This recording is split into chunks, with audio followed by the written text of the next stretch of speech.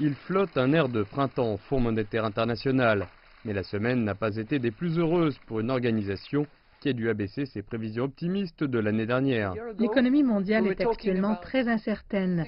Comme je l'ai dit il y a un an, nous parlions de croissance synchronisée et 75% de l'économie mondiale traversait cette phase.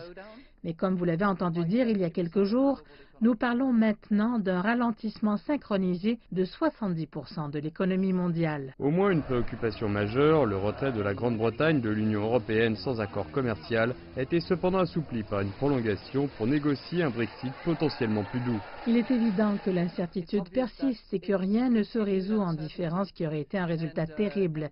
Car nous pensons qu'en termes de conséquences économiques, un Brexit sans accord aurait été un résultat terrible. Si la situation pour le Brexit semble s'améliorer, la Banque mondiale fait face à un nouveau problème.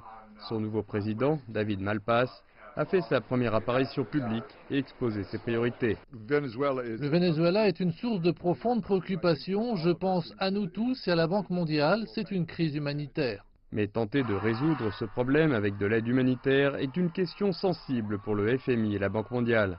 Ils n'ont pas encore décidé s'il fallait suivre les gouvernements occidentaux et reconnaître le chef de l'opposition, Juan Guaidó, en tant que président du pays, au lieu de Nicolás Maduro, qui a riposté aux sanctions économiques en bloquant l'aide. En ce qui concerne l'aspect politique, nous serons guidés par la communauté internationale et les points de vue de nos actionnaires à ce sujet. Et c'est donc quelque chose qui n'est pas choisi par la banque, mais par ses actionnaires. C'est une discussion que l'administration Trump voudra influencer.